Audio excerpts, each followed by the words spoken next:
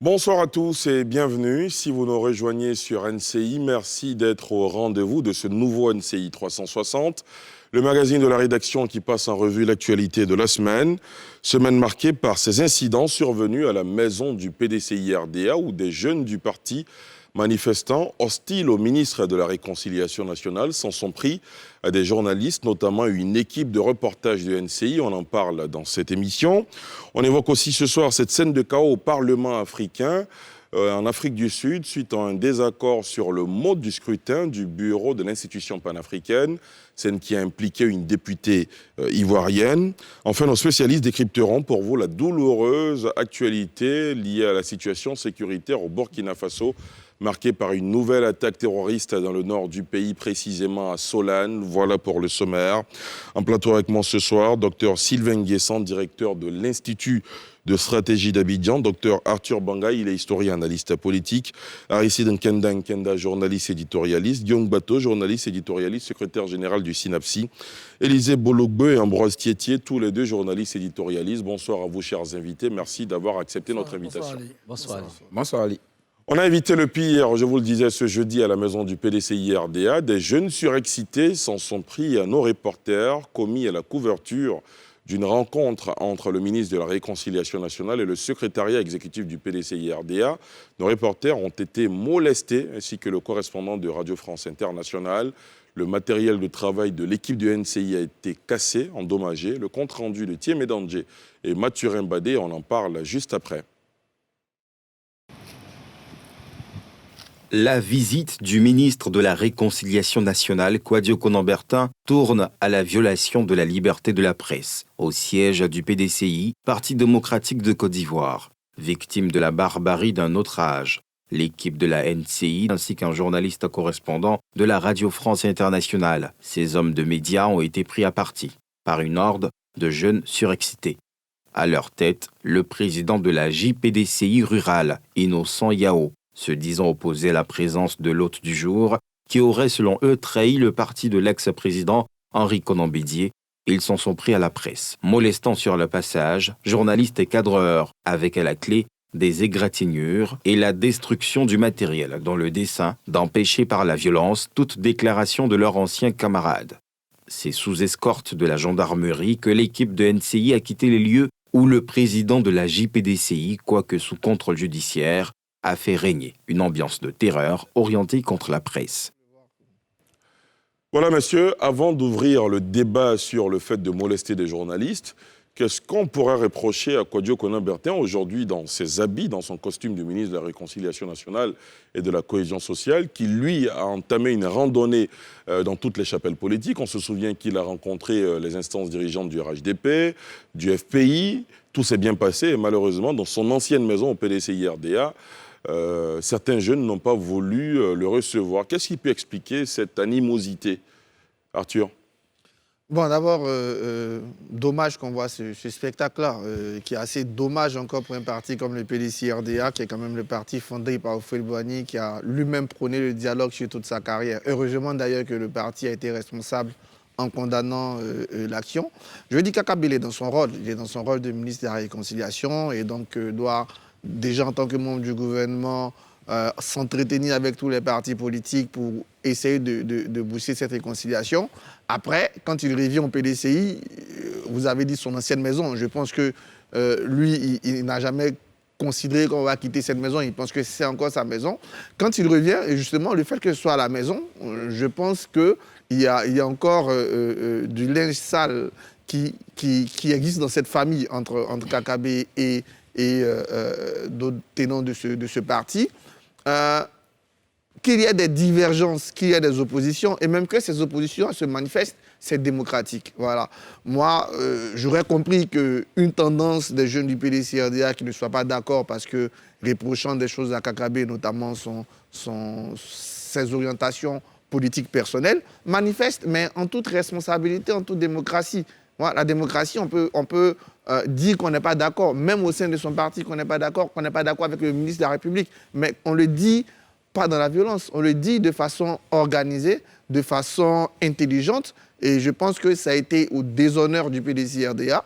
J'espère que le PDCI-RDA prendra ses responsabilités, ira au-delà de ce communiqué pour sanctionner les responsables d'une telle attaque. Et j'espère aussi que ça ne va pas mettre fin au dialogue. De toute façon, je sais que Kakabe, il en a vu des vertes et des pas mûres et que ce n'est pas ces agissements qui vont l'empêcher de continuer sa mission pour la réconciliation en Côte d'Ivoire. Guillaume?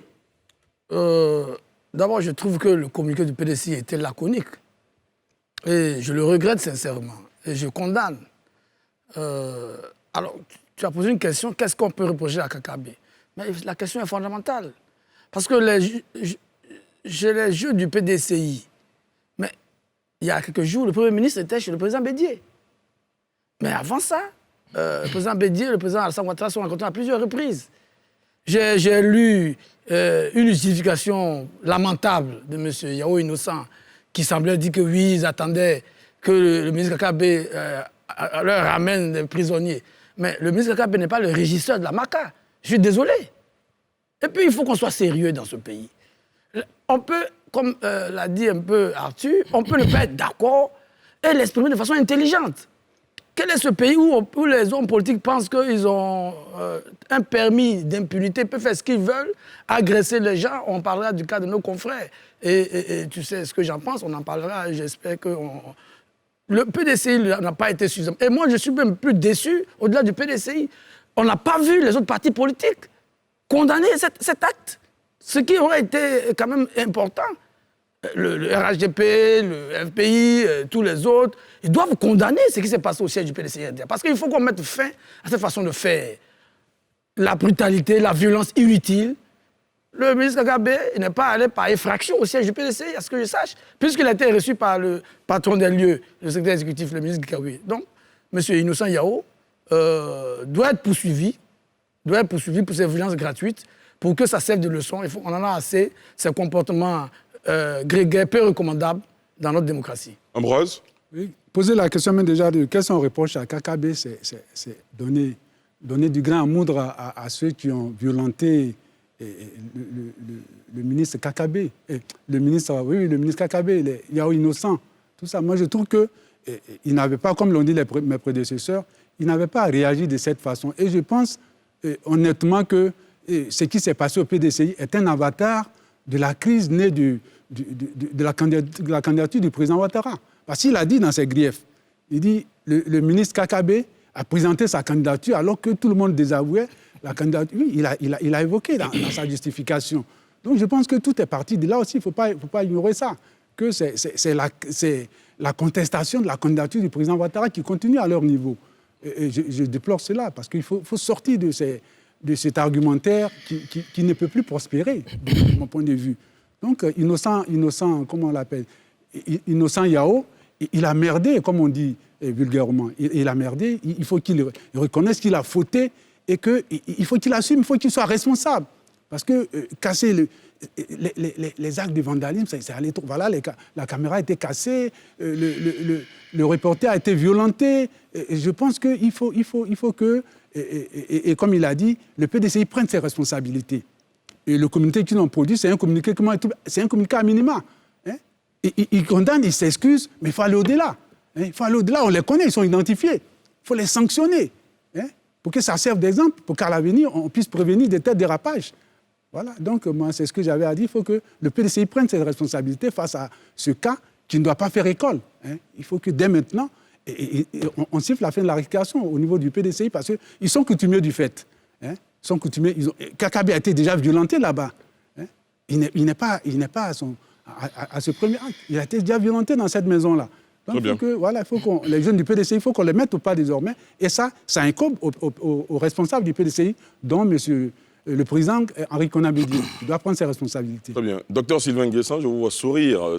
Vous ne partagez pas l'avis d'Ambroise Titier? Je suis tout à fait d'accord avec eux, mais il faut dire que Kakabe a fait école. Il y a 10-13 ans, Kakabe avait fait molester le ministre Niamey Yao à l'époque, lors d'une réunion pour, dit-il, que le ministre aurait collaboré, le FPI serait une top de Laurent Gbagbo, etc., etc. C'est l'héritage direct de KKB qui est en train de prendre racine, de s'enraciner au PDCI et partant de changer l'identité du PDCI. C'est-à-dire que quand vous êtes acteur politique, que vous posez certains actes, il faut s'attendre toujours aussi au retour du bâton. Ceci dit, KKB a fait école, Innocent Yao s'inscrit aujourd'hui dans la droite ligne du ministre KKB. Il faudra condamner ce que cette tendance de la JPDCI a fait. Il faut se rappeler aussi que KKB aussi avait mal agi il y a peut-être 10-13 ans de cela. Ceci dit, le PDCI est en train de perdre son identité. C'est vrai qu'ils ne sont pas vraiment des enfants de cœur par rapport au PDCI, aux autres formations politiques. Le PDCI avait quand même une image d'un parti qui était un peu plus calme, qui avait une identité d'homme de dialogue, des gens qui aimaient négocier.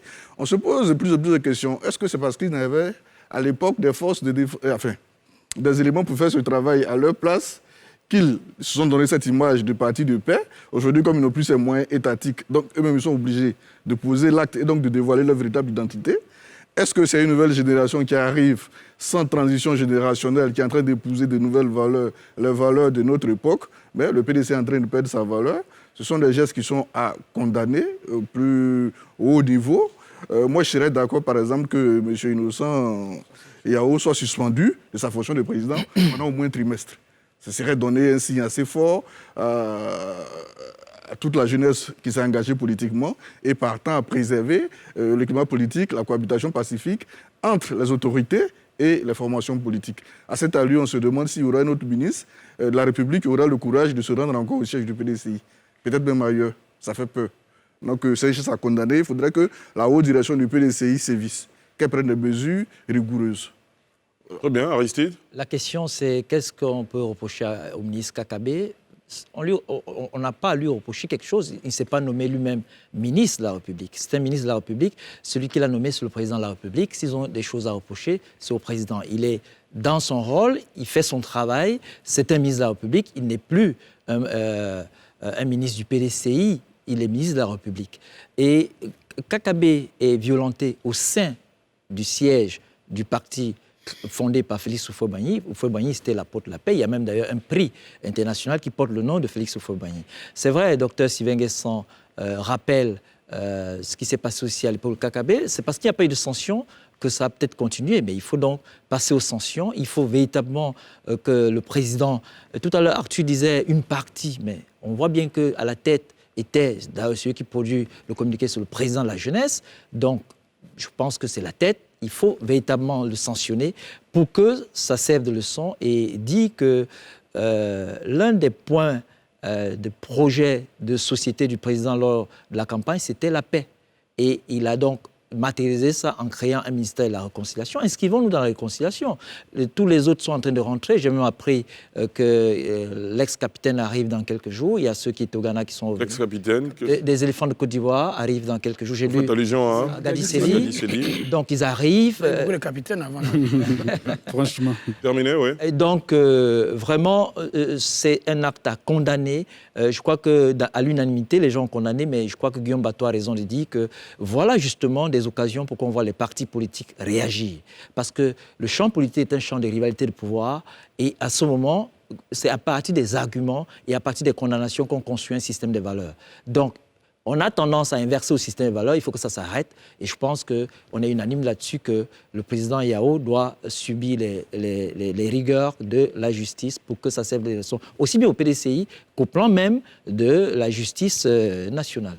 Élisée, vous partagez cet avis aussi?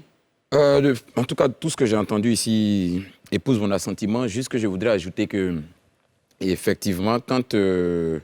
moi, je pense qu'aujourd'hui, à la lecture de ce que je vois, c'est d'interpeller même les ressorts du PDCI. Aujourd'hui, il y a un véritable problème au sein du PDCI. Il y a un problème de discipline. Vous imaginez quand le PDCI finit avec cet incident de prendre le communiqué, Innocent réagit quelques temps plus tard, disons 24 heures plus tard, sans même s'excuser. Il tente de justifier et il s'enfonce en plus. Parce qu'il traite même le ministre KKB de soi-disant ministre de la Réconciliation. Mais c'est grave. Ton parti ne peut pas avoir fait un communiqué pour s'excuser et toi, juste 24 heures après, tu fais une telle sortie où tu brocades pratiquement le ministre. Mais il faut aujourd'hui que la jeunesse du PDCI et même les ressorts du PDCI, je pense qu'eux le savent, mais qu'ils puissent l'inculquer à leur jeunesse Aujourd'hui, M. Kwadwo Konan-Bertin, en plus d'être militant du PDCI, a une fonction étatique. Il est ministre de la République. Et ça, qu'il le veuille oui ou non, c'est la réalité des faits et ils doivent s'en accommoder. Ça, il faut qu'ils le comprennent une bonne fois pour toutes. Et il se rendait justement, pas en tant que militant au siège, mais il se rendait en tant que ministre.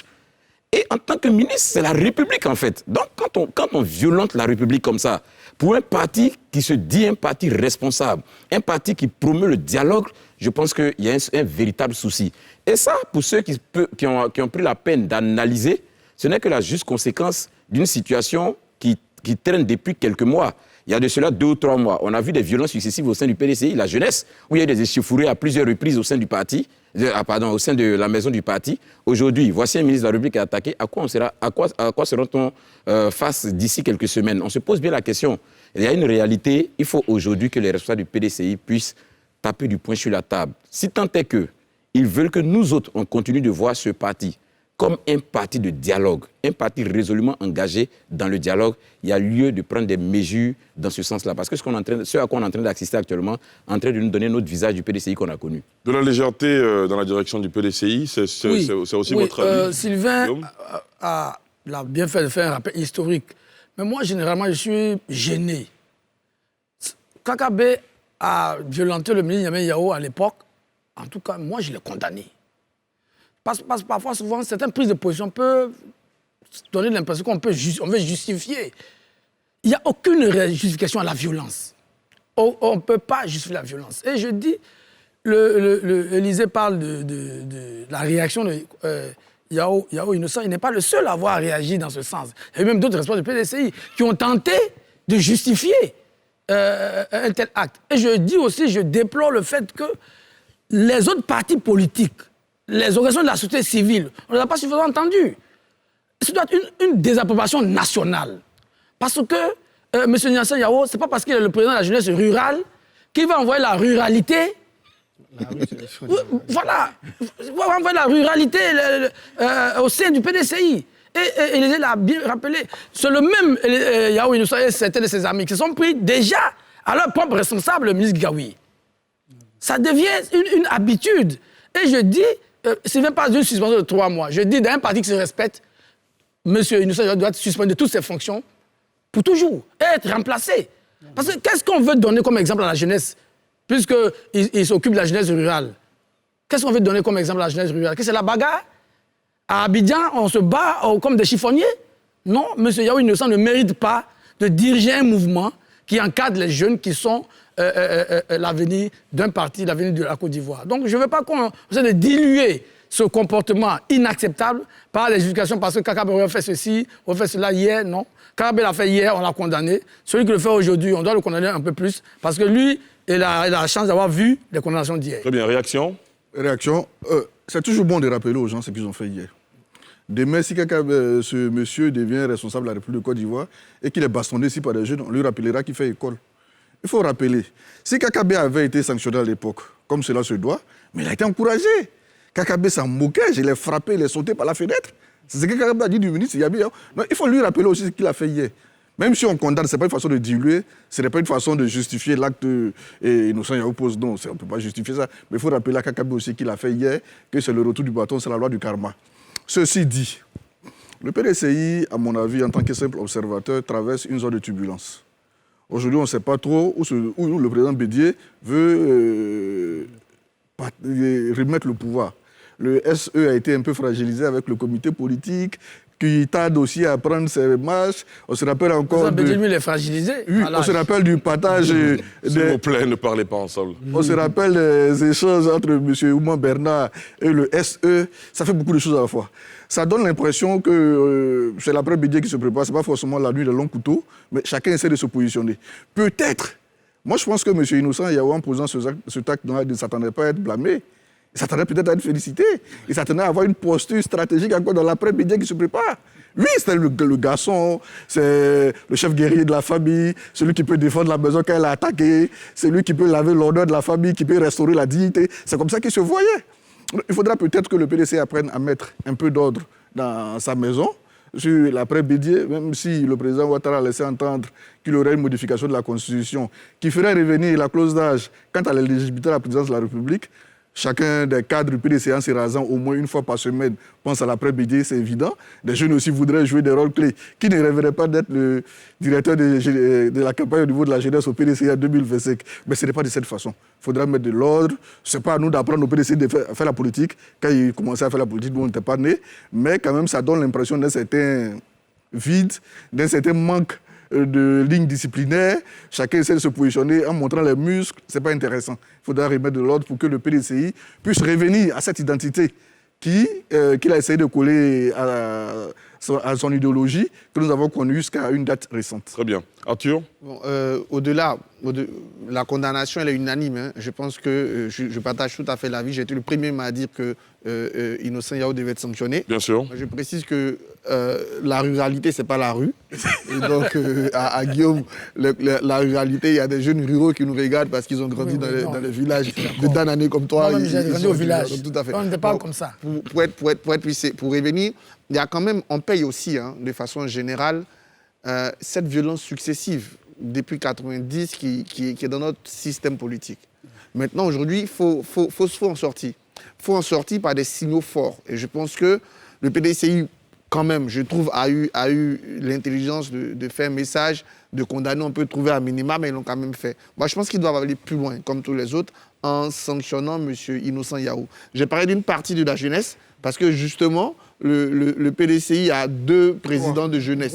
Trois. Voilà, donc, universitaire, voilà, estudiantine et urbaine. C'est pour ça que j'ai parlé d'une partie de la jeunesse. Et même s'il était président d'une seule jeunesse, je pense qu'on ne fera pas l'insulte à tous les jeunes militants du PDCI d'avoir un tel comportement. Je pense Oui, quoique il y a quand même des jeunes du parti qui nous ont appelés pour exprimer leur regret et leur compassion. C'est ça que j'ai parlé d'une partie. Après, il faut clairement qu'Innocent soit sanctionné ou qu'il au moins il présente des excuses plus franches. Je répète, la démocratie, on a le droit de s'exprimer. Il n'est pas d'accord qu'un ministre, parce qu'il a été candidat, soit reçu dans son parti. Il a le droit. Soit il va avoir le président du parti pour se manifester, ou de façon spontanée, il peut organiser sa manifestation, mais dans le respect de la démocratie. Nos pancartes, un peu de cris, un mémorandum qu'on lit, qu'on donne au SE, qu'on donne au ministre, et on repart chez nous. On s'est fait entendre. Il faut qu'on ait la culture démocratique. Elle n'existe pas encore. La démocratie, ce n'est pas la pensée unique. Et il faut comprendre, il faut exprimer sa différence, mais dans le respect des autres. Il faut qu'on arrive à ça. Et c'est un travail, je vais répondre à Aristide, l'éducation des masses. Ça prouve qu'aujourd'hui, même les leaders politiques, les leaders de jeunesse, quand on est au PDCI, normalement, ils doivent savoir innocent ce que c'est que le PDCI. Et quand on est militant du PDCI, on ne doit pas se permettre de faire la violence. On a même dit aux gens, tu as la chance que je suis PDCI. Sinon, j'allais faire ça. Parce que quand on a ça, c'est-à-dire qu'il ne sait même pas pourquoi, il ne sait pas le fondement de son parti, alors qu'il est président de la jeunesse. Il faut revenir à ça. Il faut que le PDCI forme ses militants sur les bases idéologiques, sur l'ADN de ce parti, justement. Très bien. Aristide? Et Arthur fait bien de revenir sur la violence qui s'installe dans le champ politique. Pour dire quoi? Non, pas qui s'installe, qui s'est installé. Qui a couché. Ouais, qui s'est installé. Qui s'est installé. Alors, juste pour dire quoi? Vous vous souvenez que le président Ouattara avait dit qu'il faut d'abord la justice. Je dis ça pour insister sur le fait qu'au-delà des sanctions au niveau du parti, il faut qu'il y ait une suite judiciaire à cette affaire, parce que c'est une agression. Donc, il faut que les gens comprennent qu'on ne peut pas prendre une non-valeur pour en faire de la valeur, parce qu'on a fait de la promotion, parce que justement, Élysée l'a dit, il a essayé de se justifier, parce que peut-être lui-même ne comprend pas, au point où, si on ne le sanctionne pas véritablement, il ne comprendra pas et ça ne donnera pas d'exemple aux autres. Élisée Boloubé, vous voulez réagir? Oui. Moi, je voudrais... c'est vrai qu'il y a eu toutes ces condamnations et tout ça, tout ce qu'on a eu à dire, mais moi, je voudrais juste faire une analyse même sur, je dirais en fait, le fonctionnement actuellement ou l'état actuel dans lequel se trouve le PDCI.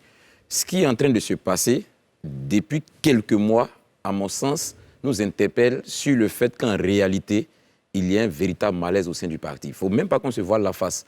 Aujourd'hui, au PDCI, il y a un véritable problème. Et comme peut-être pouvait le rappeler le docteur Nguessan, certainement qu'on n'est pas encore à l'heure des grands couteaux, peut-être, en termes de succession au président Bédier, mais je pense que tout ce qui est en train de se passer n'est pas loin d'une stratégie mise en place par un certain nombre de barons qui espèrent certainement, si, comme on le disait, on revenait à la clause de limitation d'âge pour être président, puissent quand même se positionner. Mais toujours est sûr et certain qu'aujourd'hui, au PDCI, il y a un véritable problème. Et ça, on ne peut vraiment pas se cacher la face. Je pense même que ça, c'est la face vide de l'iceberg que nous sommes en train de voir, mais le problème il est beaucoup plus profond. Alors, est-ce que vous êtes en train de nous dire qu'il peut y avoir des mains derrière ces violences qui ont été orchestrées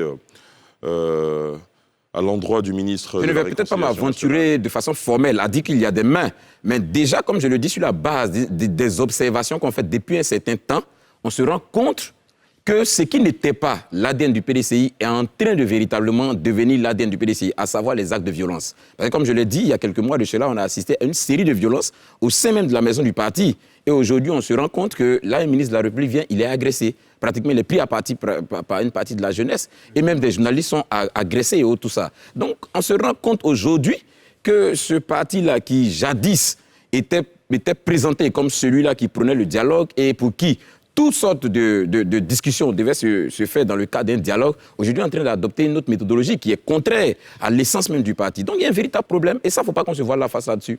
D'accord, Arthur. Si le problème, c'est... Si pour vous, le malaise, c'est une bataille de succession, j'allais dire que c'est plutôt du dynamisme. C'est tout à fait normal. Dans un parti politique comme le PDCI, qu'en ce moment important, en ce moment, à ce carrefour-là, entre les résultats qui n'ont pas été fameux, l'avenir du parti, ses alliances politiques, qu'il y ait des débats, qu'il y ait des volontés, ça c'est ce qu'on peut souhaiter d'ailleurs pour un parti politique. Pour qu'il y ait de plus en plus de dynamisme. On est d'accord avec, mais c'est de la manière ça s'exprime en fait. Non, on est d'accord avec, le fait.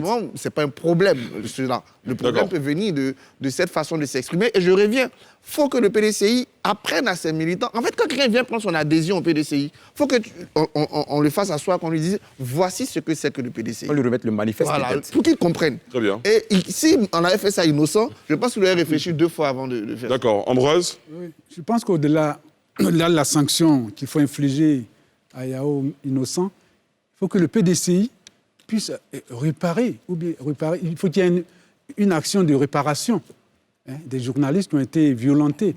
Il faut qu'on paye le matériel qui a été saccagé. Voilà, il faut qu'on aille jusque-là. Moi, je pense qu'il faut aller au-delà de la sanction qu'on devrait infliger à Innocent Yao pour demander, soit à Innocent Yao ou au PDCI, de réparer ou de payer le matériel qui a été saccagé. Parce que c'est trop facile. Alors, je rappelle qu'on ne peut pas réparer. Notre caméra qui a été endommagée, elle est totalement endommagée. Donc, oui. Allez, je voulais ajouter quelque chose à ce qu'Élisée a dit, et qui est très important. Parce que les premières violences sont dirigées contre le secrétaire exécutif. C'est quand le secrétaire exécutif reçoit le ministre Kakabe qu'il y a encore des violences. Alors que le Premier ministre, il est reçu à Daoukro, tranquillement. Le Premier ministre qui est le patron du ministre de la Réconciliation. Moi, j'aurais M. Yao Innocent, qui est secrétaire président du PDCI rural, aurait pu se retrouver à Daoukro tranquillement, protester. Il serait proche de ses bases. À Daoukro, là-bas, il peut protester. Il n'a pas fait. Donc, dans ce qu'Olysée dit, il y a une chose qui est importante. La bataille qui se mène, malheureusement, elle est instrumentalisée. Et on utilise des gens comme Innocent Yao qui ne comprennent rien, qui, comme dit mon ami et frère Arthur, il n'a jamais peut-être lu un texte du PDCI, il ne sait pas d'où vient. Lui, il est arrivé du village. On lui a confié une jeunesse à gérer, la jeunesse rurale. Et bon, il faut qu'il s'acclimate. Il faut qu'il s'acclimate auprès de son collègue de la jeunesse urbaine pour comprendre qu'en ville, il y a des choses qu'on ne fait pas. Voilà. On apprend des choses, on sait d'où vient le parti, comment on se comporte, parce qu'il est toujours commencé à être coutumé du fait, et c'est dommage, c'est regrettable. Très bien. Alors justement, des journalistes ont été pris à partie, on l'a dit. Et cette semaine, NCI a reçu dans ses locaux la visite du ministre de la Réconciliation nationale, Kwadwo Konan-Bertin, qui est venu donc s'enquérir des nouvelles des 2 reporters de la chaîne agressés au siège du PDCI-RDA alors qu'il couvrait la rencontre entre lui et le secrétaire exécutif du parti. On en parle juste après, ce sujet de Nadia Edja et Fulgence Kissiedou. C'est aux environs de 15h cet après-midi que le ministre de la Réconciliation nationale, Kwadwo Konan-Bertin, est arrivé dans les locaux de la nouvelle chaîne ivoirienne. Témoin de l'agression de la presse au siège du PDCI-RDA, il s'est empressé d'apporter sa compassion aux reporters molestés. Toute évidence, je me devais donc de venir assez rapidement pour m'enquérir de l'état de santé des deux journalistes qui étaient avec nous hier, apporter mon soutien au groupe NCI et puis encore une fois condamner ces actes barbares qui relèvent d'une autre époque. Donc je suis venu apporter mon soutien à toute l'équipe, dire yako à ceux qui ont été blessés hier et puis exprimer tout mon profond regret devant ces attitudes-là. Une présence réconfortante dont s'est réjouie l'équipe avec à sa tête le directeur général. C'est un passage qui nous réconforte. Nous avons été choqués particulièrement par ces événements hier. Nous espérons donc que c'est des actes isolés qui ne vont pas se reproduire. Nous avons été choqués d'autant plus que ça s'est produit donc, dans un lieu qui est un lieu quand même mythique, le siège du PDCI-RDA. Donc nous réfléchissons à la suite donc, à donner à cette affaire. Plusieurs institutions et organisations du secteur des médias ont condamné cette atteinte à la liberté de la presse, notamment la HACA, la Haute Autorité de la Communication Audiovisuelle. La Haute Autorité de la Communication Audiovisuelle HACA a eu connaissance de ce que des journalistes de la presse audiovisuelle mandatés pour couvrir la visite du ministre de la Réconciliation et de la Cohésion nationale, M. Kouadio Konambertin, au siège du Parti démocratique de Côte d'Ivoire, PDCI-RDA, le 3 juin 2021, ont subi une agression physique ainsi qu'une destruction de leur matériel de reportage. La HACA condamne fermement ces faits d'une extrême gravité qui constituent une atteinte intolérable à l'exercice libre de la profession de journaliste.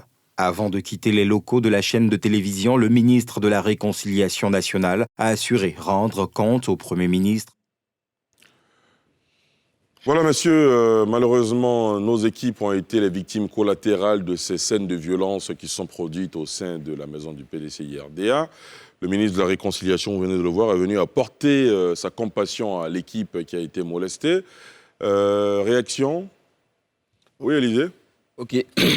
En tout cas, à la suite du ministre, nous aussi, peut-être sur ce plateau, on voudrait aussi vous dire Yako. Vraiment, Yako, nous partageons vraiment votre douleur et nous disons prompt rétablissement à ceux-là qui ont subi quelques égratignures et même peut-être des blessures dans ces agressions. Et nous saluons l'attitude du ministre. Vraiment, je voudrais en tout cas dire merci au ministre Kakabe pour cette démarche qu'il a eue. C'est une démarche assez responsable. Je pense, ou du moins c'est un appel que je fais à la direction du PDCI qui pour moi aurait aussi dû être là, venir s'enquérir au moins de la situation, présenter ses excuses. C'est vrai qu'il y a eu un communiqué qui a été fait, mais au moins venir à la chaîne et puis expliquer ou du moins s'enquérir des nouvelles de ceux-là qui ont été agressés. Et je crois que ça va suivre dans la semaine. J'espère que c'est une force de proposition que je suis en train de faire actuellement et que ça va suivre dans la semaine. Mais en tout cas, j'appelle de tous mes voeux qu'il y ait cette démarche-là. C'est déjà une très bonne chose que cela ait été fait par le ministre, que le ministre soit venu s'enquérir de la situation. Et nous pensons que au-delà de tout ça, il va falloir peut-être qu'on puisse avoir, moi à mon avis, je pense, l'État doit créer le cadre de sécurisation des journalistes qui font leur travail. Et ça, quel que soit le média en face d'une manifestation quelconque, l'État doit pouvoir créer les conditions pour protéger les journalistes dans leurs fonctions. Ça, je trouve que c'est vraiment important parce qu'il faut un service, ils rendent un service à la population, un service important, et il est important aussi à leur niveau qu'ils soient vraiment protégés comme il se doit. Très bien, Arthur. Moi, je suis d'autant plus choqué que ça va au-delà. Vous savez, dans les marqueurs de démocratie, dans les indices, il y a la liberté de la presse. Et cet incident-là sera décompté au compte, malheureusement, pas du PDCI, pas de NCI, mais de la Côte d'Ivoire. Bien sûr. Demain, ça va nous faire perdre des places dans le classement sur la liberté de la presse, qui est un indice de démocratie. Je pense qu'aujourd'hui, tout acteur politique, tout acteur social doit comprendre le rôle de la presse. La presse est le symbole de la démocratie. La liberté de la presse, c'est la liberté d'expression qui est symbolisée. Un journaliste en activité est quelqu'un à protéger parce que de lui va l'image de notre pays. Encore plus quand c'est un journaliste de NCI. Quand même, NCI s'est permis de recevoir ici le secrétaire exécutif du PDCI-RDA. NCI est une chaîne qui a ouvert le débat politique, qui invite toutes les tendances. Je pense quand même qu'au moment d'agir, on ne doit pas oublier que la direction de l'information que vous symbolisez ici, Ali, s'est quand même battu pour cette liberté d'expression. Et il faut donc que tous les acteurs politiques, tous les Ivoiriens, tous ceux qui habitent notre pays comprennent que toucher un journaliste, agresser un journaliste, emprisonner un journaliste, c'est l'image du pays que vous êtes en train de toucher. Ce n'est pas que les simples journalistes, ça c'est rien. Rien, à la limite, on peut réparer ça. Mais malheureusement, cet incident sera décompté et va donner une idée au monde à la fois de la liberté de la presse, mais de l'évolution de la démocratie dans notre pays. Et j'espère que la direction du PDCI emboîtera le pas du ministre de la Réconciliation pour présenter ses excuses à NCI et avoir un comportement plus responsable envers les journalistes. Guillaume Bato, vous êtes de ceux qui, dès les premières heures, suite à cet incident, avaient exprimé votre ras-le-bol. Vous avez dit c'est inacceptable. Oui. D'abord, je voulais dire merci au ministre Kakabe qui est venu vous saluer. Et je pense qu'il ne devait pas être le seul membre du gouvernement.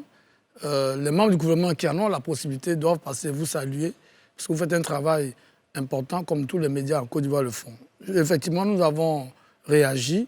Et je pense que le procureur de la République, pour une fois, il peut nous être utile. En interpellant M. Yao Innocent, pour qu'il rende compte de ces actes qu'il a posés, lui et ses complices. Parce qu'on ne peut pas laisser passer, par perte et profit, une telle agression qui ne se justifie pas. C'est parce que vous êtes président de jeunesse que vous pouvez agresser des journalistes, détruire le matériel. Et je dis, moi, mon appel au procureur, moi j'attends. Parce que le procureur, parfois on l'a vu sur des sujets qui n'étaient pas assez importants. Oui, il s'est autosaisi. Bon, je suis étonné que depuis, on n'a pas interpellé M. Innocent Yao qui se promène, qui se justifie dans la presse, qui, comme d'injures, dit qu'il va faire une conférence de presse. Moi je dis, moi j'attends ces journalistes qui vont découvrir cette conférence de presse. Parce qu'ils seraient complices de ce monsieur qui, de mon point de vue, puisqu'il ne respecte pas la liberté de la presse, pourquoi il veut s'exprimer à travers les médias? Donc, M. Adou Richard doit faire son travail en interpellant M. Al-Defra devant son parquet pour qu'il s'explique. 2, Arthur l'a dit, je suis tout à fait d'accord. On attend la direction du PDCI qui doit passer ici, même pas seulement la direction du PDCI. Moi, j'attends que les responsables de tous les partis politiques sérieux condamnent et viennent aussi. Et nous, en tant qu'organisation professionnelle des médias, nous sommes en train de nous préparer. Je t'ai appelé Ali, et on devait passer il y a quelques jours, mais on va s'organiser pour venir plus nombreux, parce qu'on ne doit pas laisser passer. On a trop laissé passer en Côte d'Ivoire. Et M. Yao Innocent doit comprendre qu'il n'est pas dans son champ. Ici, en Côte d'Ivoire, il n'est pas dans son champ de cacao. Il ne peut pas agresser impunément des journalistes. Je vous encourage, j'encourage la direction de NCI à porter plainte contre lui. Et nous, syndicats de la presse, nous sommes prêts à vous accompagner, à nous constituer partie civile pour que M. Yao Innocent et tous les gens de son acabit se rendent compte qu'on ne peut pas se permettre en 2021 d'agresser les journalistes, détruire le matériel parce qu'on est fâché. Sinon, ce serait la catastrophe pour notre pays. Aristide? Oui, Arthur a dit que la liberté de la presse est le symbole de la démocratie, mais c'est surtout la fille aînée de la démocratie. Et nous sommes dans un processus de recherche de l'excellence. Le journaliste qui était dans l'équipe de reportage, c'est quand même un super Ebony de Côte d'Ivoire, Thiemé Dandjé. Et vous voyez jusqu'à quel point les gens sont allés, excusez-moi d'utiliser le terme entre guillemets, blasphémer en souillant le super Ebony de Côte d'Ivoire. Il ne faut plus que jamais ça se produise. Nous avons des icônes, il faut protéger nos icônes. Souvenez-vous l'année où on a bousculé un ancien footballeur de Côte d'Ivoire, une icône. Ça a été un tollé parce que c'est une icône, on ne touche pas aux icônes. Thiemé Dandjé, c'est le super Ebony de Côte d'Ivoire. Hein, à l'occasion d'une cérémonie, à l'occasion d'une cérémonie solennelle en direct à la télévision, a été vue dans le monde entier. Mais comme dit le secrétaire général du SYNAPSI, parce que je préfère le préciser, tout à l'heure il parlait en tant que secrétaire général du SYNAPSI, il n'est pas possible qu'on vienne souiller les valeurs, qu'on vienne souiller la personnalité d'une référence de notre pays. Donc, il faut justement qu'on encourage NCI à porter plainte, parce que tout à l'heure, on disait qu'il y aura des sanctions sûrement au parti, mais il faut que, et je suis d'accord avec Guillaume Bato, que le procureur de la République se saisisse de cette histoire. Très bien. Ambroise? j'ajoute mon indignation à celle de mes prédécesseurs pour dire qu'au-delà des journalistes qui ont été pris à partie, c'est à toute une corporation qui se sont attaqués. Et on le sait bien, comme ils l'ont relevé, et la presse est l'un des piliers, il a fini, mais l'un des piliers de la démocratie. Et elle est un indicateur très sérieux de la démocratie dans un pays, notamment la liberté d'expression, tout ça. Et s'attaquer à des journalistes, c'est s'attaquer à un symbole fort de la démocratie. Donc, il faut que quelque chose soit fait pour réparer tout ça. Et ça, je m'adresse au PDCI qui doit faire un effort pour sanctionner celui qui est le fautif et prendre des mesures vraiment très, très drastiques contre lui pour qu'on prévienne de tels débordements au sein du PDCI, au sein des autres partis. Et je voudrais aussi ajouter que depuis la crise ivoirienne, c'est la première fois qu'on voit des jeunes d'un parti s'en prendre à des journaux. On a vu, et ça fait florès pendant la crise, pas pour l'électorat, la crise ivoirienne de 2000 à 2003, 2004, 2005, on a vu comment des jeunes d'un parti, le FPI pour ne pas le nommer, et s'en prenaient, les jeunes patriotes notamment, s'en prenaient aux journaux qui étaient déchirés dans les bacs à journaux. C'était une période de terreur pour les journalistes de l'opposition. En zone de guerre, les journalistes, certains journaux ne publiaient pas aussi. Voilà, ok. Mais c'était une zone de terreur. Oui, c'était une zone de terreur pour les journalistes. N'empêche que c'est toujours une condamnation dans la même période. Très bien. Donc voilà, en revenir à ces années noires au niveau de la presse, c'est déplorable. Il faut le condamner avec toute l'énergie nécessaire. Évidemment. Voilà. Docteur Sylvain Nguessan, vous n'avez pas encore réagi sur cette question? Oui, bon, après tout ce qu'ils ont dit, le siège du PDCI n'est pas si grand que ça. Il a été au moins une dizaine de fois. Comment le SE Guikawe prépare une rencontre avec un ministre sans savoir que des jeunes s'y opposaient et quelques instants avant l'arrivée du ministre et des journalistes, que des gens étaient surchauffés dans cet environnement-là qui s'apprêtaient à agresser. Quel est l'état des relations aujourd'hui entre la haute direction du PDCI et sa jeunesse? Alors, selon le commentaire de notre reporter justement commis pour couvrir cette rencontre, il nous a rapporté que le SE du PDCI-RDA, M. Maurice Kakou-Guikawe, essayait d'empêcher les jeunes justement d'en arriver à ces violences-là, mais il ne l'écoutait pas finalement. Ils sont quand même secrétaire exécutif à la sécurité, tout ça. Bon, évidemment. On va laisser ça à la cuisine interne du PDCI, mais ce sont des signes assez forts qui montrent que le PDCI est dans une zone de turbulence. Ça ne va pas. Très bien. Oui, Ambroise, vous voulez ajouter quelque chose? Oui, le SE du PDCI a une crise d'autorité au sein du PDCI, ça, ce n'est pas un secret. Voilà. Donc, il y a des jeunes qui le contestent, il y a d'autres qui le soutiennent, il y a comme une fracture au niveau de la jeunesse du PDCI. Il n'y a pas que les jeunes qui le contestent. Le directeur cabinet du président Bédier le conteste, et il a dit ouvertement. Donc, il n'y a pas que les jeunes. Le siège du PDCI est sur la sellette. C'est le moins qu'on puisse dire. Enfin, c'est peut-être un peu fort aussi. Ah, mais puisque... En tout cas, monsieur, on a bien compris vos avis sur ces deux premiers sujets. On va aborder d'autres sujets. Ce sera juste après cette petite pause.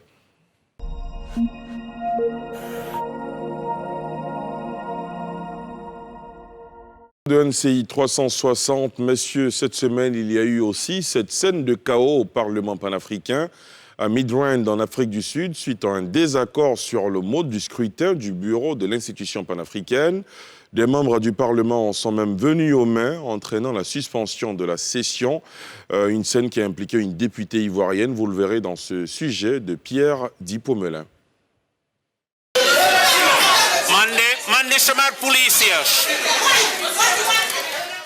L'élection des instances dirigeantes du Parlement panafricain, l'Assemblée consultative de l'Union africaine, qui regroupe 55 pays du continent, a viré au pugilat, à Midrand, en Afrique du Sud.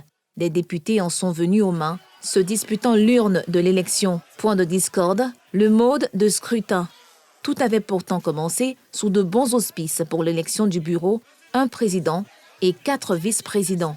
Mais la question de la rotation régionale des postes a mis le feu aux poudres, entraînant invectives et bagarres presque généralisées entre élus. Les députés d'Afrique australe et ceux d'Afrique de l'Ouest et centrale sont en désaccord sur le mode de scrutin. Vu la pagaille, la session a été interrompue. Les images de cette scène chaotique ont fait le tour des réseaux sociaux. Le président de la Commission de l'Union africaine, Moussa Faki Mahamat, a condamné ces violences et appelle au respect des procédures. Les scènes de violence choquantes qui se déroulaient aujourd'hui au Parlement panafricain ternissent l'image de cette honorable institution. j'appelle tous les parlementaires à se ressaisir et à se conformer aux règles et procédures de l'institution. L'élection de ce bureau du Parlement panafricain avait déjà été reportée jeudi dernier lorsqu'un membre du personnel a été testé positif à la Covid-19. Cet autre report montre bien les cloisons entre les régions africaines, mais aussi entre anglophones et francophones. Alors, suite à ces incidents au Parlement panafricain, les vidéos sont tout de suite devenues virales, montrant une députée ivoirienne, en l'occurrence l'honorable Mariam Traoré, dans ces scènes-là. Messieurs, comment vous avez réagi? Cela a créé beaucoup de débats sur les réseaux sociaux notamment. Sylvain Nguessan? Merci. C'est des scènes auxquelles on est habitué plutôt partout dans les parlements. Mais sauf que cette fois-ci, beaucoup d'observateurs estiment que les violences étaient un peu trop poussées. Oui, surtout que, de mémoire d'observateurs, on ne sait pas trop à quoi a servi ce Parlement jusqu'à présent. Qu'est-ce qu'ils ont fait jusque-là? Qu'est-ce qu'ils envisagent faire? Quel est le poids réel de ce Parlement pour que tous ces pays-là entrent en conflit en Afrique du Sud pendant ces journées, que les sessions soient suspendues? Bref, on se pose encore des questions. Parce que si c'est pour ce qui est fait jusqu'à présent, si c'est ce à quoi ce Parlement a servi jusqu'à présent, on ne voit vraiment pas l'enjeu d'une telle bagarre entre anglo-saxons et francophones, surtout que, d'un moment à l'autre, on va se retrouver encore pour parler de l'avenir de l'Afrique. Est-ce que le monde anglo-saxon veut créer le Conseil de sécurité de l'Afrique?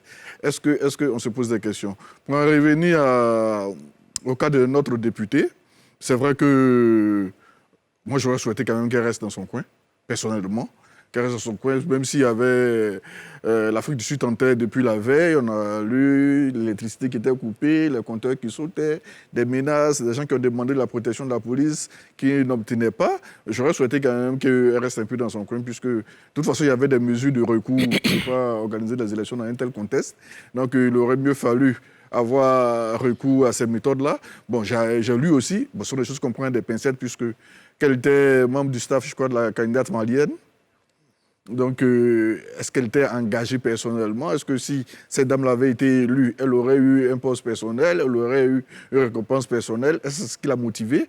Ou alors, est-ce que c'est le lead francophone que la Côte d'Ivoire voudrait incarner qui l'a amené à jouer ce rôle? On se pose des questions. Mais à mon humble avis, elle aurait quand même pu rester un peu dans son coin. On n'a pas vu, les Maliens et les Sénégalais débordés de tant d'énergie. Malgré la candidature malienne, c'est un peu dommage que ce soit la Côte d'Ivoire qui soit au devant de cette scène-là, du côté du bloc francophone. Alors, s'il n'y avait pas eu ces scènes de violence, est-ce que vous réalisez que ce Parlement panafricain, cette session serait passée inaperçue? Finalement, on se pose la question de savoir, vous l'avez un peu abordé, quels sont les enjeux de ce Parlement panafricain, Arthur?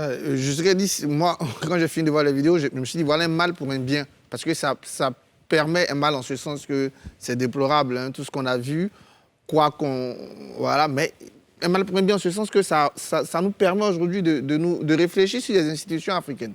Regardez les motifs de la guerre. C'est des motifs régionaux et... Comment vous dites de la guerre, de l'incident? De l'incident, c'est des motifs régionaux et de langue. C'est pas qu'on a une tendance, intégrationniste, une tendance fédéraliste qui veut... C'est pas sérieux.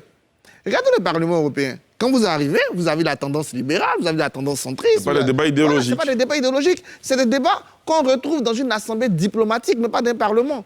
Un Parlement, même s'il est consultatif, il doit incarner des idéologies politiques, les orientations politiques que l'Afrique veut. Ce n'est pas au Parlement qu'on demande une présidence tournante. Ça, c'est l'affaire de la commission, etc. Mais regardez les débats, anglophones contre francophones. Ce n'est pas intégrationniste contre fédéraliste. Ce n'est pas développementiste contre coopérationniste. On aurait aimé avoir ce débat-là. Mais pourquoi? Deuxième question, c'est le mode de désignation de ce Parlement. C'est pas sérieux. On désigne sans tenir compte... Ce Parlement ne reflète même pas, le poids démographique de l'Afrique. C'est-à-dire qu'un pays qui a, comme le Nigeria, qui a une centaine de millions d'habitants, a le même poids qu'un pays comme la Côte d'Ivoire qui a à peine 25 millions d'habitants. Donc, sur le plan démographique, ça ne représente rien. Sur le plan politique, ça ne représente rien parce que, dans la plupart des cas, c'est le président du Parlement qui nomme. La seule chose qu'ils ont su bien faire, il faut applaudir, et c'est pour ça qu'on voit beaucoup de femmes, c'est qu'ils ont su imposer un quota féminin. Ça, c'est très bien. Mais C'est-à-dire que dans un pays, si l'Assemblée nationale est dirigée à 51% par une tendance, le président peut ignorer toutes les autres tendances. J'ai même envie, je n'ai pas eu le temps de regarder, de voir qui sont ceux qui constituent, par exemple, les représentants de la Côte d'Ivoire, pour voir si on a tenu compte de la proportionnalité des représentations. Donc ce Parlement, il ne représente rien sur le plan démographique et sur le plan politique, parce que des gens peuvent s'asseoir et nommer. On aurait pu dire, par exemple, si vous avez 4 places, il faut que ça soit proportionnel aux résultats des élections législatives. Et quand on arrive là-bas, tous les partis de droite, les partis de gauche, puisqu'ils ont des mouvements internationaux, l'international socialiste, l'international libéral, allaient rassembler. En ce moment, on n'allait pas voir les francophones contre les anglophones. Bien sûr. On allait avoir d'autres tendances. C'est pour ça, je vais terminer dessus, que nos institutions se réforment pour épouser leur temps, pour épouser les peuples. Cette citoyenneté africaine qu'on veut construire, cette Union africaine des peuples, cette CEDEAO cette citoyenneté de la CEDEAO ne peut pas se construire avec des parlements qui d'abord n'ont aucun pouvoir, ensuite qui ne représentent rien et qui se battent sur des thématiques qui n'ont rien de politique. Sinon, normalement, Julius Malema, c'est un opposant. Il allait chercher qui sont les opposants, c'est un communiste. Il allait chercher qui sont ceux qui sont les élus des partis communistes d'autres pays pour créer un groupe communiste, pour défendre les positions communistes au Parlement, pas pour défendre la position de l'Afrique du Sud des anglophones. Il faut qu'on ait des institutions plus responsables. Très bien. Aristide ? Oui, il faut quand même qu'on précise, qu'on essaie de voir ce qui s'est passé. En réalité, les problèmes commencent pour l'élection du président. Et ceux qui supportent le candidat d'Afrique australe estiment qu'à Malabo, lors du sommet de Malabo des chefs d'État, il avait été proposé qu'il y ait une présidence tournante pour que ceux qui sont majoritaires, notamment les francophones et ceux d'Afrique de l'Ouest, ne prennent pas tout le temps la présidence. Encore que ça n'a pas été le cas dans les années passées. Alors, Julius Malema voulait qu'il y ait un débat sur la question. Or, il se trouve que le règlement dit qu'il faut que 40 pays ratifient cette proposition pour que ça devienne une loi. Et jusque-là, il n'y a que 15 pays qui ont ratifié. Et donc, la présidente de séance dit ce n'est pas la peine de faire le débat ici, puisque ça ne va pas nous aboutir, parce qu'il y a une loi qui est là. Donc, à partir de ce moment, Julius Malema se fâche et descend devant la présidente pour lui dire vous n'avez pas à nous dire ce que nous devons faire. Et comme c'était menaçant, donc certains députés sont allés pour donc s'interposer. Et c'est pendant ce temps qu'on voit donc la députée de Côte d'Ivoire aller aussi. Et dans tous les écrits que j'ai lus, ce dont on parle, et d'ailleurs le docteur Sylvain Guessant dit qu'on n'a pas parlé de Sénégalais, on a parlé plutôt des coups de pied ratés du député sénégalais sur la députée d'Afrique du Sud. On a vu le lusophone appeler la police, mais dans aucun article, d'ailleurs l'article que j'ai lu, c'est celui de Jeune Afrique, où on ne parle de la députée de Côte d'Ivoire. Il y a des tweets en Afrique du Sud qu'on a lu beaucoup. Hein. Oui, on a lu. On le laisse terminer. Voilà, donc ce qui est mis en avant, et surtout quand on dit qu'elle devait rester sur place, donc ce que Julius Malema pose comme problème, et d'ailleurs ça a été dit dans la presse sud-africaine, il dit, vous les francophones, et je suis d'accord avec Arthur, il pose le problème de francophones et anglophones, qui est un faux débat. Parce que justement, qu'est-ce qui se passe ? Je vais vous raconter une petite anecdote sur justement le fait que les gens ne comprennent pas que ce soit le français, que ce soit l'anglais, ce sont des langues qui se sont opposées et que ça n'a rien à voir avec nos cultures. Vous voyez, le Cameroun est un pays bilingue. Et vous voyez donc à la frontière entre les zones anglophones et les zones francophones, il y a les Bamileke qui sont là. Mais quand vous dites à un Bamileke qui est anglophone, que vous êtes Bamileke, il vous dit non, moi je suis anglophone. Donc, en fait, il y a cet automatisme langagier qui fait que les gens se trompent souvent. Au lieu de poser les vrais problèmes, on pose plutôt les problèmes de langue qui sont un héritage colonial qui ne devait pas nous diviser. Très bien. Guillaume ? Oui. Moi, le débat sur l'institution, tout ce que Arthur a dit, et à quoi je souscris, mais pour parler de notre député, moi, ma question que je pose, au-delà même de ce qui s'est passé, comment elle est arrivée là-bas ? Comment Traoré Mariam, dans cette Côte d'Ivoire, c'est elle qu'on choisit pour envoyer au Parlement africain, même si c'est un Parlement fantoche. Pourquoi on l'a choisi ? Elle est députée. Elle est députée, mais on a ses précédents, parce qu'on en parle aujourd'hui, parce qu'elle a ses précédents. Alors, on n'est pas là pour parler des précédents. Ah, non, si, il faut parler des précédents. Les précédents, c'est le Ibiekissé national que tout le monde connaît. Toutes les injures que cette dame... Parce qu'on n'a pas tout à l'heure de Yao Innocent, des problèmes de valeur. Dans un pays sérieux, une dame comme ça qui s'est rendue coupable d'injures publiques à une femme en plus. D'abord, moi-même, j'aurais été au RHDP, on n'aurait pas reconduit pour marquer.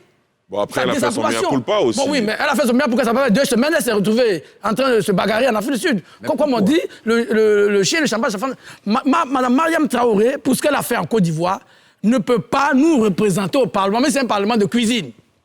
Parce que je trouve qu'il y a beaucoup de députés RHDP qui méritaient de se retrouver au Parlement africain. Et ça, c'est le problème des valeurs. En l'envoyant au Parlement, quel message RHDP nous envoie? Qu'il faut les instituteurs publics, mais c'est ce qui inspire Yao Innocent. Élisée Bologwe, vous voulez réagir? Oui, mais parce que c'est ça. Moi, je veux tout de suite réagir. Non, en fait, je réagis à la suite de l'aîné Guillaume Bateau. Quand il dit, est-ce que dans cette Côte d'Ivoire des valeurs, pourquoi c'est elle qu'on envoie? Mais en le disant, je pense qu'il fait injure un peu quand même. Guillaume, c'est un peu méprisant aussi. Non, il fait un peu... Non, on va y aller. Non, il fait un peu injure quand même au peuple de Tengrela. Ah non, je viens. Il y a beaucoup de parents de Tengrela. Je t'explique, mais parce que c'est le peuple de Tengrela qui est députée de la nation. Voilà, oui, elle est députée de la nation. Non, je viens. Non, mais avant qu'elle soit députée de la nation, elle était élue quelque part. Je suis d'avis. On est d'accord. Avant qu'elle soit députée de la nation, elle était élue quelque part. Voilà, avant de venir siéger, elle était élue quelque part. C'est les gens qui lui ont donné leur voix. Voilà, donc sur cette base-là, moi je pense que c'est là injurieux vis-à-vis de ceux-là et même de la nation. Parce que j'estime que dès l'instant qu'elle se trouve au Parlement, elle peut représenter la Côte d'Ivoire à toutes les instances où, logiquement, un parlementaire doit y être. Donc, à ce niveau-là, moi, je pense que le débat n'est pas. Et puis, je pense qu'il est bon, parce qu'on a entendu beaucoup de choses. Quand on a vu la vidéo, tout le monde s'est ému. Mais qui d'entre nous ici a pris la peine d'interroger Traoré Mariam sur ce qui s'est passé réellement là-bas? Qui d'entre nous? Non, qui? Et qu'on dise aussi ce qu'elle a fait exactement. Personne sur ce plateau, à l'exception de moi. Parce que moi, j'ai essayé de la rencontrer. Puisque c'est tout ce qu'on a vu là, ça c'est ce que les gens disent. Mais je pense que le travail journalistique aurait voulu quand même connaître sa version des faits. Qu'est-ce qui s'est passé pour qu'on y arrive? Moi j'ai vu les tweets sud-africains, j'ai vu tout ce que les médias sud-africains ont dit. Et même Julius Malema, il n'a pas été porté en triomphe en Afrique du Sud. Il y a des médias qui l'ont condamné, qui ont condamné son attitude. Parce qu'ils ont trouvé qu'il avait une attitude macho vis-à-vis des femmes, et ça ils n'ont pas apprécié. Mais elle a expliqué ce qui s'est passé. La Côte d'Ivoire, j'explique. La Côte d'Ivoire... Le Mali, pardon, la Malienne était la candidate, effectivement, était une candidate à la présidence. Mais la Malienne avait soumis la campagne à la Côte d'Ivoire. C'est la délégation ivoirienne qui avait été choisie pour être, comment on appelle ça? Pour mener la campagne de la Malienne. La campagne de la candidate malienne. Quand ils arrivent au Parlement, le jeudi, les travaux se déroulent. Et bizarrement, le premier jour, les travaux se déroulent. Mais ce qu'ils n'ont pas compris, c'est que pendant qu'ils étaient en plein travaux, l'électricité s'arrête. Bon, elle a dit qu'ils ont coupé l'électricité. Je n'irai pas jusque-là, mais on ne voit, il n'y a plus d'électricité. Les travaux sont suspendus. Le lendemain, quand ils reviennent, c'est là qu'on assiste à cette scène. Julius Malema est allé devant, comment elle s'appelle? Janet Kabila, qui avait été la présidente de séance d'élection. Pendant le débat qu'il a évoqué tout à l'heure, qu'elle devait diriger les débats, il est venu se mettre non, qu'il veut que la présidence soit tournante. Donc les candidatures francophones et autres, tout ça, là, ils ont été déjà candidats. Donc il faut que la dame a dit non, on est régi par des lois. C'est là qu'il a commencé à être menaçant vis-à-vis de la dame. Elle n'a pas apprécié justement parce qu'elle est une candidate. Elle est comment on appelle ça? Elle doit mener la campagne de la candidate. Et elle voit que Janet, qui elle est la présidente de séance, en train d'être menacée par Julius Malema. Mais quand Julius Malema m'a menacé là, tous ces députés étaient assis. Tous ceux... Non, attends, non, je viens. Lisez terminer rapidement. Elle était menacée qu'elle vienne vers elle. Elle a senti à cet instant précis-là qu'il fallait qu'elle agisse. Elle ignorait... L'image qu'on a là, est-ce que... S'il vous plaît, monsieur. Il y a 2 vidéos.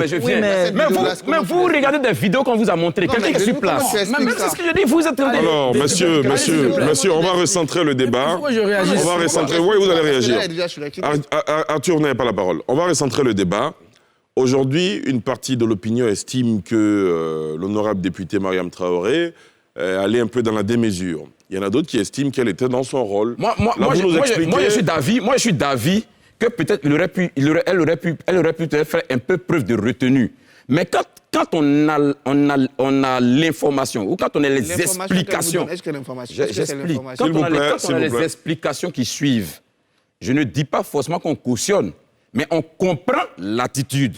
Il y a quelques semaines de cela sur ce plateau, il y a certaines personnes qui ont dit qu'on condamnait les coups d'État, mais on pouvait comprendre, on pouvait expliquer pourquoi on c'était les a condamnés. On va pas revenir à ce débat. Ce que je veux dire qu'on peut peut-être estimer qu'elle y allait un peu fort, mais quand on a les explications de la scène et de ce qui s'est passé, on peut comprendre ce qui a justifié une telle attitude. Ceci dit, on n'excuse pas ou on ne dit pas que cette attitude a été une bonne attitude, mais on comprend pourquoi on a pu arriver à cette scène. Et je pense que ce qui était le plus important, il faut déjà qu'on essaie de comprendre pourquoi on est arrivé là. Très bien. Allez, je vais Ambroise, corriger. je vais à vous tout de suite. Ambroise n'a pas encore parlé. Oui, c'est ça. Moi, je voudrais d'abord dire au confrère John Bato, me tutoyer.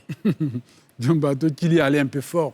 Dire dans cette Côte d'Ivoire des valeurs, comment elle s'est retrouvée. C'est très méprisant, mon frère. C'est très méprisant. C'est une représentante de la nation qui s'est retrouvée là-bas. Elle avait toute sa place là-bas.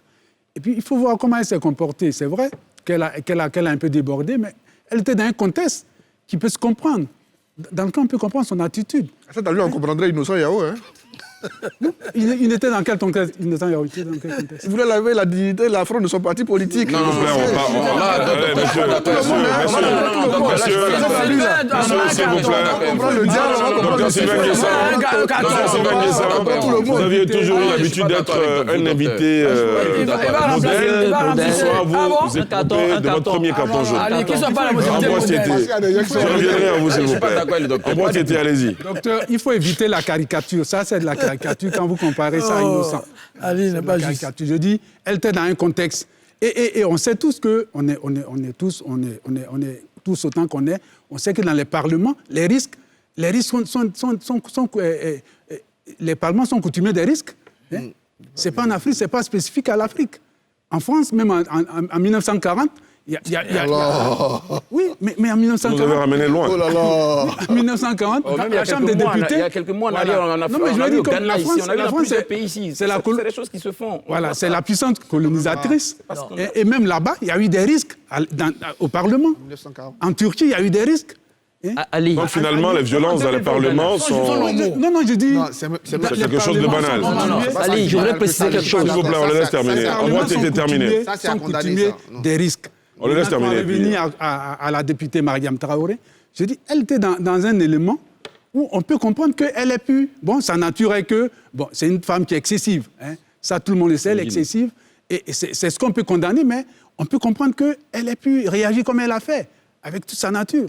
Donc moi, je ne comprends pas ceux qui la condamnent sans rémission, pour dire que voilà, elle a commis un acte qui est impardonnable. Tout ça, je trouve que c'est hyperbolique et il faut revenir à la mesure pour dire qu'elle était dans un contexte qui peut expliquer qu'elle ait pu déborder. Mais très bien. il faut la comprendre. Oui. Faut la comprendre. D'abord, corriger quelque chose. Élisée, mon jeune frère, a parlé de mes parents de Tingrela. J'ai beaucoup d'amis de Tingrela pour qui j'ai beaucoup de respect. Okay. Donc, je ne veux pas que sur ce plateau, on retienne que je m'en suis pris aux parents de Tingrela. Il n'en est rien du tout. Je dis, on dit qu'elle est députée de la nation. Moi, je trouve que c'est une incongruité. Qu'après ce qu'elle a fait, avant sa dernière réélection, et je constate qu'il y a eu des contestations à Tingrela. Des gens qui sont opposés à sa candidature, même si... Guillaume, si on veut refaire ce débat, on va pas s'en sortir, parce que des gens aussi sont sortis dans les rues pour l'adouber. Voilà. Je veux dire que Mme Traoré Mariam, après ce qu'elle a fait contre Mme Sita Ouattara, la présidente de l'UFPDCI, elle n'a pas été suffisamment condamnée, et on aurait dû la condamner. Et qu'on ne veut même pas lui confier encore un mandat parlementaire. 1. 2. On a vu Mme Traoré ici aussi, dans notre propre Parlement, faire les mêmes gestes. La vidéo... Il a dit qu'il y avait plusieurs vidéos, mais celle que vous nous avez montrée, on la voit déjà, mais avant qu'elle se déplace, en train de faire des grands gestes. Donc, Mme Traoré Mariam ne pouvait faire que ce qu'elle a fait. Donc, je ne rentre pas dans pourquoi elle a fait. Je dis, Mme Traoré Mariam n'a pas sa place au Parlement africain pour son pédigré, son CV belliqueux. On vous a bien compris. Arthur ? Je pense quand même, je n'ai pas voulu faire... Vous avez vu, je suis resté sur l'institution parce que c'était pour moi le plus important. Mais il y a quand même des choses, quand on est responsable politique, quand on est député de la nation, on a un devoir d'exemplarité. C'est clair. Après, du moment où vous êtes un personnage public, vous avez un devoir d'exemplarité. Il y a des jeunes gens, des enfants, qui vous regarde. Pour vous, elle n'a pas été exemplaire. Ça, c'est clair. Pas qu'elle, de toute façon. C'est tout. Tous ces députés. D'accord. Je finis. Oui, terminé. Tout ce Parlement panafricain n'a pas été digne. C'est ça. Elle, c'est notre élément. Elle est du pays. C'est pour ça qu'on insiste sur elle. Comme ça. Mais moi, je veux dire que quand, à tous les personnages publics, à tous les personnages politiques, vous avez un devoir d'exemplarité. Pourquoi, sur un terrain de foot, par exemple, on ne permet pas qu'on pousse l'arbitre? Parce qu'il y a des gamins qui regardent le foot. Il y a des gamins qui regardent ça. Qu'est-ce que vous voulez qu'ils disent? Que c'est ça, le Parlement, c'est ceux qui vont décider pour nous? Non, ces comportements sont à condamner avec la dernière vigueur et avec aucun élément d'explication ni de compréhension. Alors, sinon, je vais être clair dessus. Parce que, tout simplement, ils ont d'abord un devoir d'exemplarité, d'abord un devoir envers d'éducation, et ça, c'est une honte de le voir. On est bien d'accord. Ali, je voudrais préciser quelque chose. Il faut qu'on soit clair, on condamne tout, mais il faut qu'on voit où c'est parti. Julius Malema, sachant, il faut que ce soit important qu'on rappelle ça, sachant qu'on avait proposé une présidente tournante et que ce n'était pas encore à l'ordre du jour et qu'on devait passer au vote, a créé l'incident. Il faut rappeler... Ça justifie l'incident alors? Non, je vais dire... Ça justifie non, c'est terminé, on va laisser aller au bout de son raisonnement. Je ne suis plus... Oui, Aristide, terminez, allez-y. Non, ben, tu peux pas me dire qu'il faut arrêter les explications à deux balles. Non, s'il vous plaît, soyons courtois. C'est pas courtois. Bien sûr. Il ne faut pas faire du yaourt innocent sur notre plateau. Aristide, terminez. Non, il faut que je lui précise que c'est pas courtois et que sur ce plateau, généralement, je suis très calme. Et là, j'estime que tu ne peux pas me dire à moi que ce sont des explications à deux balles. Il a fait son bien culpa. Merci Arthur. On poursuit. Alors, je voulais simplement dire, puisque Guillaume Bateau rappelle ce que la députée Mariam Traoré avait fait par le passé, et qu'on condamne tout ce Parlement, mais il faut expliquer qui est Julius Malema. C'est l'ancien président de la jeunesse de l'ANC qui a quitté l'ANC pour comportement et qui a même déjà eu à avoir un tel divergence idéologique. S'il vous plaît, monsieur. Oui. On le laisse terminer, après vous apportez la contradiction. Oui, mais je parle de son comportement. Vous ne voulez pas que je dise que ce même Julius Malema a été désagréable au Parlement sud-africain devant le président Zuma, où il est entré avec ses députés habillés en rouge, un chapeau vissé sur la tête, et qui traitait le président en pleine Assemblée nationale de tous les noms. Je veux vous demander si c'est possible dans un pays comme par exemple le Cameroun, comme le Mali, comme la Côte d'Ivoire, comme le Bénin, qu'un député vienne devant le président de la République pendant qu'il est à l'Assemblée, le traiter de tous les noms. Ce garçon, il faut aussi le dire, c'est un garçon qui a un comportement assez reprochable. Si vous voulez, Élisée. D'accord. Moi, je voudrais rebondir sur ce que Arthur a dit. C'est vrai que, en tout cas, la raison veut qu'on condamne de telles attitudes. Il n'y a même pas à essayer de donner une justification comme il se doit. Mais quand tu finis de condamner, il faut comprendre. Parce que quand même, on n'est quand même pas aussi dans une société d'abrutis où juste on condamne et puis on s'assoit. Mais il faut qu'on comprenne qu'est-ce qui nous a permis d'arriver à ce risque. Et c'est à ces risques-là, pardon, et c'est les explications qui nous permettront de comprendre et puis certainement de prendre des dispositions pour ne plus qu'on parvienne à cette situation. Parce que là, l'élection n'a pas eu lieu. Les chefs d'État doivent décider de quand l'élection sera faite et dans quel pays. Mais si on n'a pas résolu le problème, qu'est-ce qui a envoyé ça? Si on n'a pas compris et qu'on résout, on ne résout pas le problème. Mais demain, on se retrouve encore dans une autre situation pareille. Voilà pourquoi il est nécessaire d'expliquer. Donc, il ne peut pas nous dire que pas besoin d'expliquer, pas besoin de... Non, je ne suis pas d'avis avec lui. D'accord. On est d'accord que l'attitude que les députés ont eue n'est pas une attitude raisonnable et ça, c'est condamnable. Mais en même temps, il faut qu'on explique, qu'on comprenne. Ça fait aussi pédagogie. C'est important. D'accord, très bien. Ambroise? Oui, on s'acharne sur la députée Mariam Traoré, mais que diront-on de ceux qui ont pris les urnes, qui ont coupé l'électricité? C'est encore plus grave. De prendre les urnes, ils sont partis à les urnes, moi j'ai vu les images, ça m'a sidéré. Hein? Et j'ai vu qu'on a coupé l'électricité. C'est un comportement de voyou, excusez le mot. Très bien. Alors je pense que Arthur a dit quelque chose. Non, je vous donne la parole, il n'y a pas de problème. Arthur a dit quelque chose, on condamne l'attitude de tous les députés qui se sont illustrés de mauvaise manière. Est-ce que vous voulez répéter? Quand je répète, moi je ne suis pas en train de cibler la discussion. C'est pour ça que j'ai parlé d'explications à deux balles. C'est pas parce que je voulais t'insulter. Parce que j'estime que des gens qui se sont déplacés pour représenter la nation, qui sont donc les représentants du peuple africain, qui se comportent de cette façon-là, quel que soit le contexte, c'est indigne. On est tous d'accord avec la condamnée. Je n'ai pas... On est tous d'accord avec la condamnée. Deuxième chose, comme on veut savoir, rapidement, non, avec Julius Malema, c'est pas ce qui s'est passé. Malema n'était pas d'accord idéologiquement avec le tournant que prenait Zuma. Il a manifesté en congrès. Et il a même créé un bloc de partis d'élus avec lui. Et Zuma, il danse, c'est du Zoulou. Ils sont rentrés en dansant en scène avec les chansons guerrières. c'est pas une insulte, c'est un débat Non, idéologique. il a dit au Parlement. C'est un débat, je viens. Si tu veux pas... Monsieur, vous C'est n'allez un pas faire débat un duel dans le idéologique. débat, s'il vous C'est un plaît. débat idéologique qui a mené, et d'ailleurs, je l'ai dit tout à l'heure, lui s'est positionné beaucoup plus à gauche, parce que la force de l'ANC, elle venait de ce parti communiste-là, justement, dans l'histoire de l'Afrique du Sud. Et c'est pour ça que j'ai demandé, lui, il ne devait pas se battre des anglophones, et c'est là que le Parlement africain est malheureux, il devait se battre pour que ce soit les communistes qui soient en tête. Et quand on verra ça, on aura un vrai Parlement. Parce que ce qu'on a, c'est d'ailleurs l'image de ce qu'on voit. On vous a entendu. Oui. Guillaume, rapidement. Ali, moi, je pense que les amis peut-être n'ont pas compris. Je dis, en partageant ce que tu dis, le Parlement africain est un Parlement, en principe, doit être prestigieux.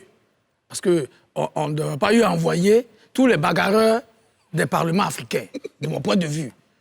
Voilà. Et je dis, on ne peut pas oublier la responsabilité de nos responsables des parlements. Je dis, celui qui choisit Mme Traoré Mariam en Côte d'Ivoire pour l'envoyer au Parlement africain, s'il la voit se battre, il doit s'attendre à ça. Parce qu'elle nous a habitués à ça. Bon, les autres, moi, je ne les connais pas. C'est une députée de la nation, elle peut aller partout. Une députée bagarreuse, une députée bagarreuse. Enfin, j'ai l'impression que vous avez un problème personnel. Non, je n'ai pas de problème personnel. Je dis, moi, je dis tolérance zéro pour ceux qui aiment la violence. D'accord. Tolérance zéro pour ceux qui sont des anti-valeurs. Moi, j'ai été choqué que Mme Traoré Mariam ait injuré publiquement Ça, vous l'avez exprimé déjà. Et puis, elle n'a pas été condamnée, elle n'a pas été sanctionnée. Et je pense que c'est une récompense qu'on lui donne d'aller nous représenter au Parlement africain. Et maintenant, pour nous récompenser, elle nous montre que, bon, vous m'avez envoyé, voilà mes capacités. Élysée, rapidement. Regardez-moi ce que c'est fait. Élysée, je vous arrête. Élysée, allez-y. Guillaume, est-ce que vous savez depuis quand Mariam est au Parlement panafricain? Depuis 2000.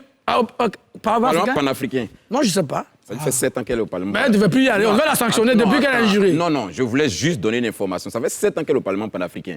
Il a fallu cet incident pour que nous tous on sache qu'elle est au Parlement panafricain. Monsieur, cette semaine... 7 ans, ça n'a jamais été le cas. Donc c'est pour te dire qu'on ne peut pas, juste parce qu'il y a eu un incident, vraiment jeter le bébé puis l'eau du bain en même temps. C'est pas possible. Très bien. On condamne la situation. S'il vous plaît, monsieur. Mais on l'explique et puis on comprend. D'accord, on vous a bien compris. Alors cette semaine, il y a eu aussi une nouvelle attaque terroriste dans le nord du Burkina Faso, à Solane. Plus d'une centaine de civils ont été tués dans la nuit de vendredi à samedi. Il s'agit de l'attaque la plus meurtrière enregistrée dans ce pays depuis le début des actions terroristes de ce genre en 2015. Le chef de la diplomatie française, Jean-Yves Le Drian, a annoncé aujourd'hui même sur son compte Twitter un voyage cette semaine au Burkina pour apporter sa solidarité. Les précisions de Salif Yalekwe. Au moins 114 civils ont été tués en quelques heures dans la nuit de vendredi à samedi lors de 2 attaques dans le nord du Burkina Faso, notamment à Solane, dont l'une a fait une centaine de morts, la plus meurtrière dans ce pays depuis le début des violences terroristes en 2015. Ces attaques ont été commises dans la zone dite des 3 frontières entre le Burkina, le Mali et le Niger, régulièrement ciblées par des assauts meurtriers de djihadistes présumés liés à Al-Qaïda et à l'État islamique contre des civils et des militaires.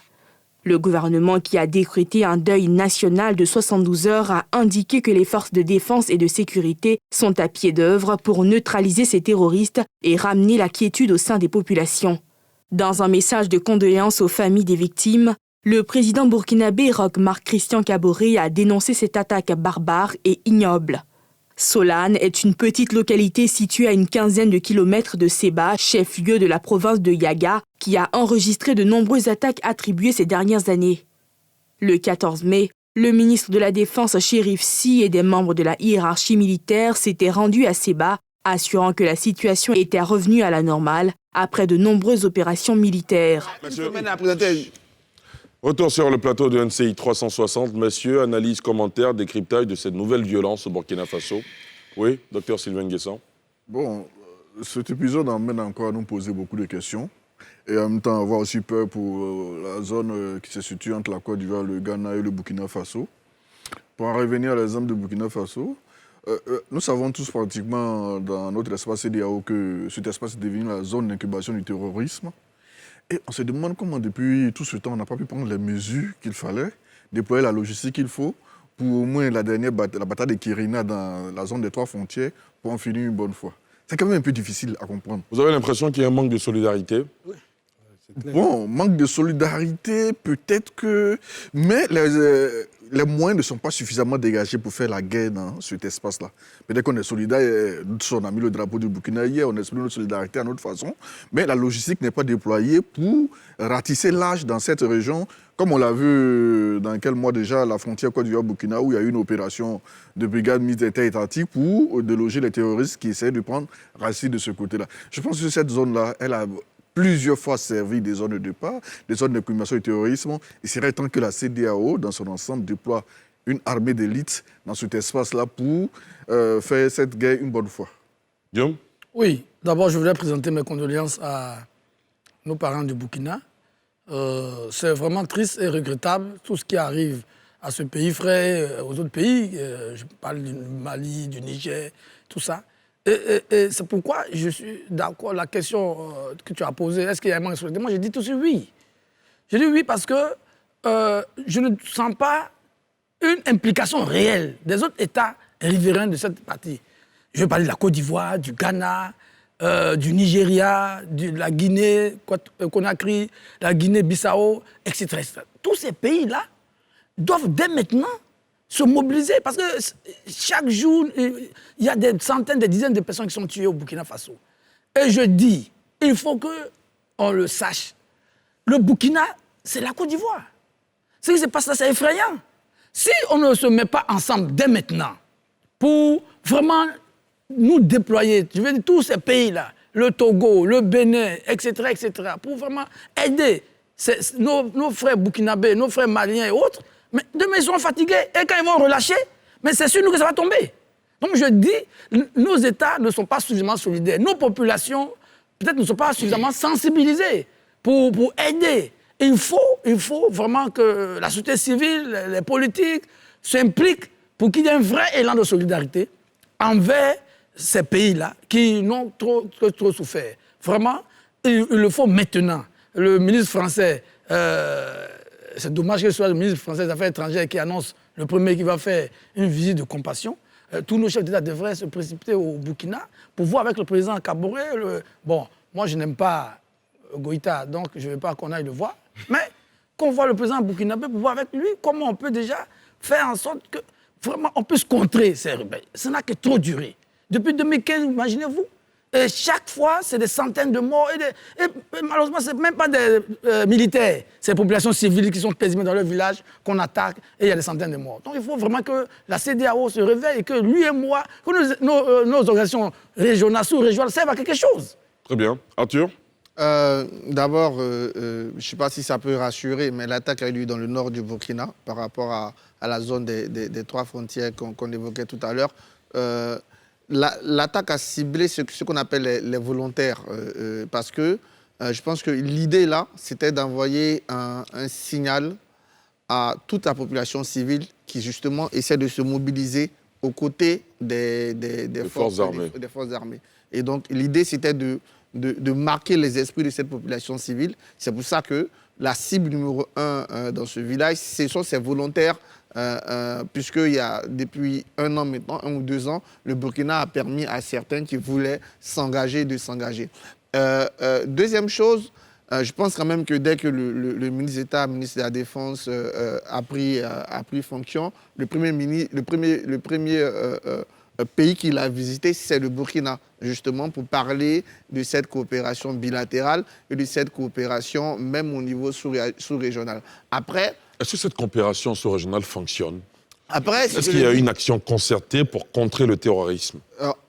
On n'a pas pour l'instant les moyens de notre politique. Sinon, on a la politique, on a la volonté. Et d'ailleurs, c'est quand la Côte d'Ivoire dirigeait la CEDEAO que Yamoussoukro a été adopté cette stratégie ouest-africaine pour lutter contre les terroristes. Quand vous dites moyens, vous faites allusion aux équipements militaires ? Aux capacités de nos armées, à leurs capacités opérationnelles, à leurs capacités de projection, etc.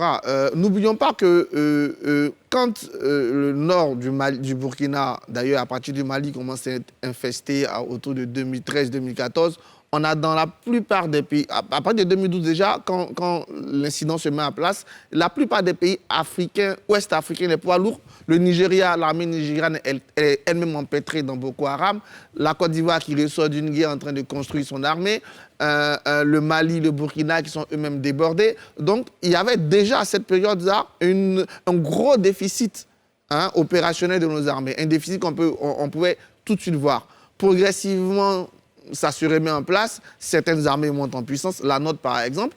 Après, de protéger ton pays à la capacité de projection sur un territoire que vous ne connaissez pas. N'oublions pas que ces zones sont infestées au moins depuis 2014, donc avec 6 années, 7 années, des gens qui connaissent par cœur ces zones. La capacité opérationnelle, il faut encore monter en puissance. Mais l'idée d'une coopération internationale, d'une coopération sous-régionale est une idée qui progresse. Et la Côte d'Ivoire est très active dans cette coopération. Je vous l'ai dit, le ministre d'État, ministre de la Défense, a consacré son premier voyage à l'extérieur au Burkina et au Mali. N'oublions pas que nous sommes déjà engagés au Mali, où nous avons perdu l'année passée des hommes. Et la sensibilité de la situation au Mali en ce moment pourrait faire que le pays soit en proie aussi à de nouvelles attaques. Clairement, pourquoi?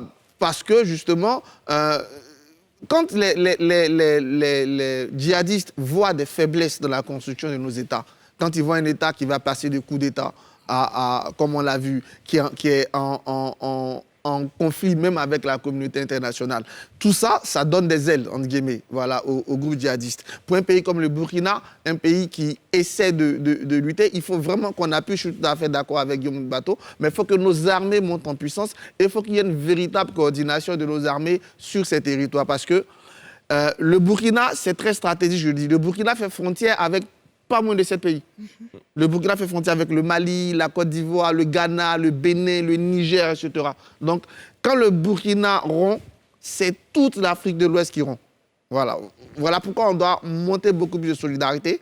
Mais je pense que les choses sont faites et il faut continuer. Il ne faut pas justement que les populations, d'ailleurs qui ont payé le lourd tribut, se laissent impressionner. Il faut peut-être qu'on réfléchisse, nous en Côte d'Ivoire par exemple, dans notre police de proximité, on essaie de mettre en place des mécanismes qui vont conserver l'anonymat pour ne pas exposer justement certaines populations dans leur collaboration qu'on peut avoir avec la police et la gendarmerie. Très bien.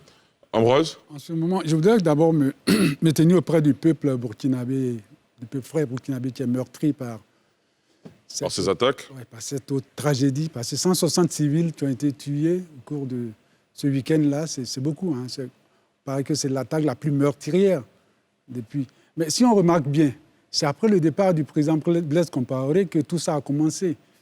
Voilà, c'est après. Donc il y a une corrélation. C'est lui qui les a envoyés. Non, je veux dire, il y a une corrélation. Ça veut dire qu'il savait ce qu'il fallait faire pour ne pas qu'il y ait ça. Et il est parti. Ceux qui ont pris la place, il y a une rupture totale. Ils sont même quasiment en guerre avec lui. Et je pense que c'est là pour moi la faute originelle. C'est là la faute originelle. Ils auraient quand même pu voir du côté du président Blaise et comment il s'arrangeait pour que son pays soit préservé. Ce que vous préconisiez, c'est qu'on aurait pu le mettre à contribution. Oui, tout à fait. Bien qu'il ait quitté le pouvoir. Tout à fait. Pour endiguer quand même ce fléau. Tout à fait, parce qu'on remarque bien, eux qui l'ont remplacé, ils étaient avec lui. Ils ont co-géré le pays avec lui. Donc, je ne comprends pas, c'est comme si, quand il est parti, ils ont coupé avec lui. Mais aujourd'hui, ils cherchent à le juger. Ils cherchent à le juger. Oh, il faut plutôt en faire un allié. Pour moi, de mon point de vue, il faut en faire un allié pour voir comment il endiguait le péril djihadiste, le péril terroriste. Parce qu'il a réussi cela. Ça, quoi qu'on dise, il a réussi cela. Très bien. Voilà. Élisée ? D'accord. Moi, je voudrais déjà, à l'instar de mes confrères, en tout cas, présenter encore mes condoléances au peuple burkinabé. Franchement, c'est une tragédie que traverse ce peuple-là depuis quelques années. Comme pouvait le rappeler Tieté, depuis 2014, après le départ du Blaise Compaoré, on a assisté à une montée en puissance, en tout cas, du terrorisme dans ce pays-là, ce qui n'était pas le cas avant. Mais ça s'explique. Moi, je pense que tout ça s'explique. Parce que, bon, généralement, aujourd'hui, ceux qui alimentent ces groupes terroristes, djihadistes, on sait qu'ils sont tous revenus de la Libye, après que le pays se soit disloqué et autres, tout ce qu'on sait. Et là, du départ de Blaise Compaoré à la dislocation de la Libye, il y avait juste quelques 2-3 ans. Mais après ça, aujourd'hui, on est à plus d'une dizaine d'années pratiquement. Donc, ils ont eu le temps vraiment de se disséminer sur tous les territoires, aller à fond dans leur offensive et tout ça. Donc, ça peut expliquer aujourd'hui cette montée en puissance. Mais pour répondre un peu à la question que tu posais tout à l'heure, Ali, moi, ça, c'est mon point de vue personnel. Je trouve le Burkina esselé dans la lutte. Ça, c'est mon point de vue personnel. Je trouve que le Burkina est esselé dans cette lutte-là. Vous voyez, il a fallu que la France prenne sur elle la responsabilité de s'engager au Mali, que toutes les forces se mettent autour de la France pour aller au Mali. Mais est-ce qu'il n'aurait pas été possible pour la CEDEAO d'étendre cette mobilisation-là sur l'ensemble des zones névralgiques, parlant du Niger, parlant du Burkina, parlant du Mali, pour qu'on puisse véritablement créer toute une force tout autour de cette zone septentrionale-là, pour qu'on puisse véritablement combattre le désir comme il se devait. Moi, je pense qu'on a peut-être à notre niveau voulu ou laisser en fait le leadership de ce combat djihadiste-là entre les mains de la France. Aujourd'hui, nous sommes devant une situation, la France qui est en train de menacer de partir, ou même pas menacer, elle a dit qu'elle quitte le Mali et tout ça. Ça, c'est encore un autre problème. Comment est-ce qu'on va régler la situation?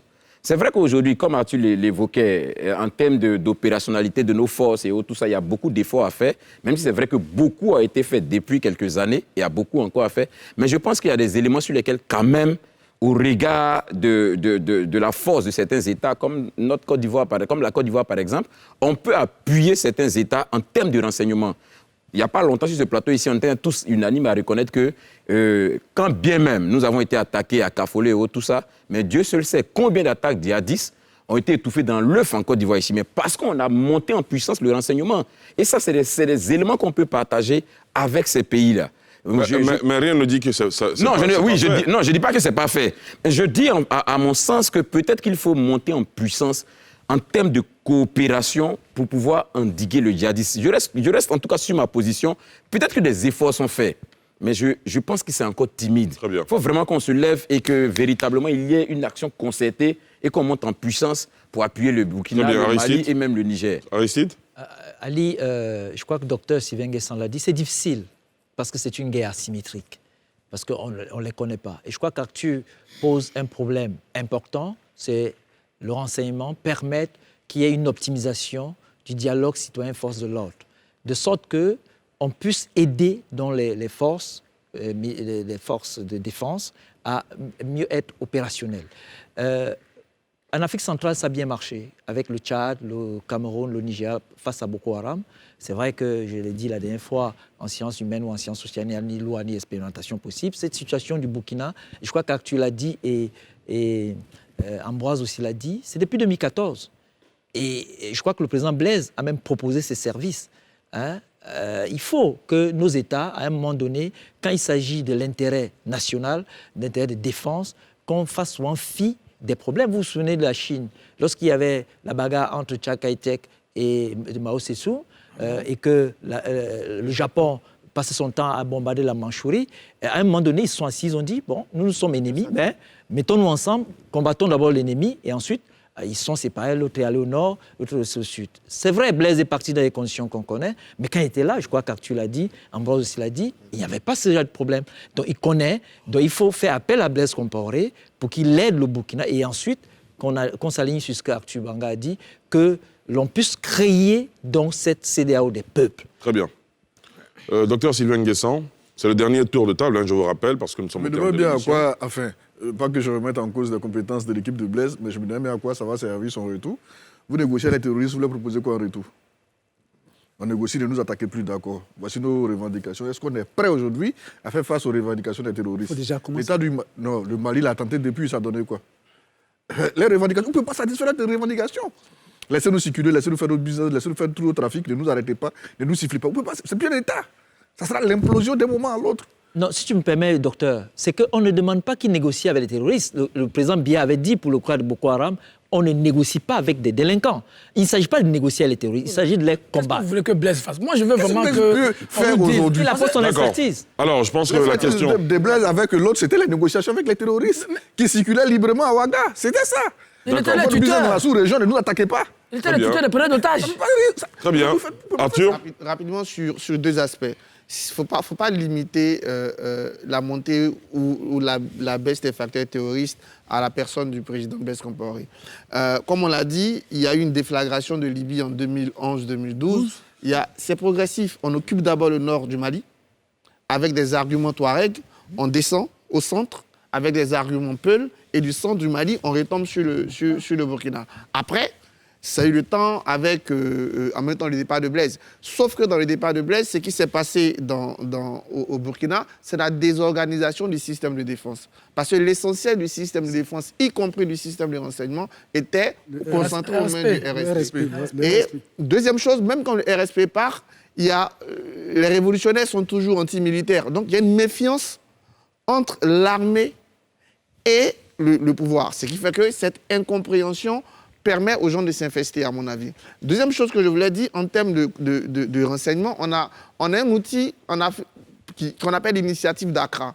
Et dans cet outil qui est l'initiative d'Accra, dans lequel la Côte d'Ivoire participe, représenté par le ministre de l'Intérieur et de la Sécurité, le général Vagondo, cette initiative d'Accra nous permet justement d'échanger des renseignements. Et au-delà même de l'échange de renseignements, on crée des moments de contact entre nos spécialistes du renseignement pour leur permettre de créer même des contacts personnels. Ce qui fait que le renseignement, autant que faire se peut, circule. La troisième chose sur laquelle je voulais réagir rapidement, c'est sur le leadership français. Non, la CEDEAO, quand des choses commencent, la Côte d'Ivoire a la présence de la CEDEAO. La CEDEAO multiplie les réunions pour pouvoir se projeter. Mais je dis en 2012, les deux poids lourds, le poids lourd principal qui mène toutes les opérations extérieures de l'ECOMOG, c'est le Nigeria. Le Nigeria, en 2012, lui-même, est à fond dans cette guerre de Boko Haram.